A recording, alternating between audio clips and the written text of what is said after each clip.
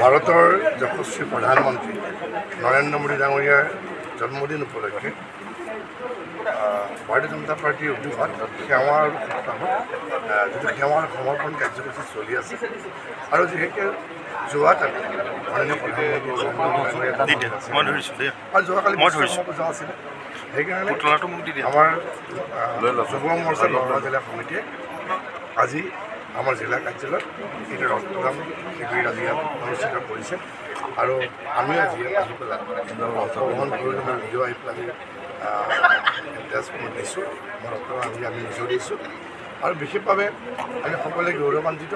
যে ভাৰতীয় প্ৰধানমন্ত্ৰী নৰেন্দ্ৰ মোদী ডাঙৰীয়াই যি ধৰণে ভাৰতবৰ্ষক আগুৱাই নিছে সকলোৱে গৌৰৱ অনুভৱ কৰোঁ আৰু তেখেতৰ দীৰ্ঘায়ু কামনা কৰিছোঁ আৰু লগতে যুৱ মৰ্চাৰ এই কাৰ্যসূচী আমি সকলোৱে গম পাওঁ যে ৰক্তদান এটা হৈছে মহৎ দান এইটো ফল তেজে এগৰাকী ব্যক্তিৰ জীৱন ৰক্ষা কৰিব পাৰে এই ধৰণৰ যি মহৎ উদ্দেশ্য আগত ৰাখি এই কাৰ্যসূচী হাতত কৰিছে আমাৰ ভাৰতীয় জনতা পাৰ্টীৰ জিলা লগতে যুৱ মৰ্চাক ধন্যবাদ জনাইছোঁ। দাদা ভূপেন বৰাই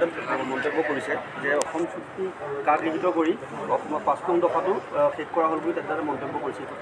অসম চুক্তি যদি আপোনালোকে চায় যে সঁচা অৰ্থত যদি কাৰ্যকৰী কৰিছে এইখন চৰকাৰে কৰিছে মাননীয় মুখ্যমন্ত্ৰী ডক্টৰ হিমন্ত বিশ্ব শৰ্মা ডাঙৰীয়াৰ নেতৃত্বত এই যি ৩ বছৰ এইখন আমাৰ যি ভাৰতীয় জনতা পাৰ্টী চৰকাৰ চলি আছে আপুনি দেখা পাব যে এটাৰ পিছত এটা যিখিনি কাৰ্যসূচী দেখা পাইছে যে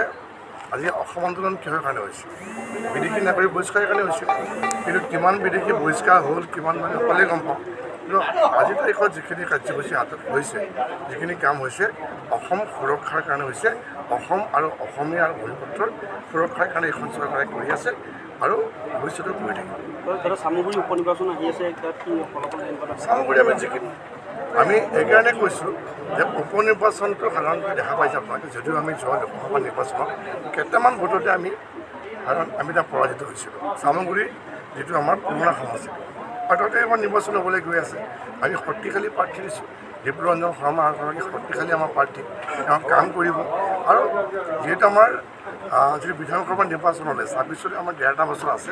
মই আশা ৰাখিম যে চামগুৰিবাসী ৰাইজে হৃদয়ংগম কৰিব যে ১.৫টা বছৰ অন্তত তেওঁলোকৰ যাতে উন্নয়ন হয় আৰু চৰকাৰৰ পক্ষত থাকে গতিকে মই আশাবাদী কাৰণ আমি এইকেইদিন যিখিনি দেখা পাইছোঁ বতাহ কিন্তু বিজেপিৰ পক্ষত আছে আৰু ফলাফলো ভাল হ'ব সেইটো নিশ্চিত।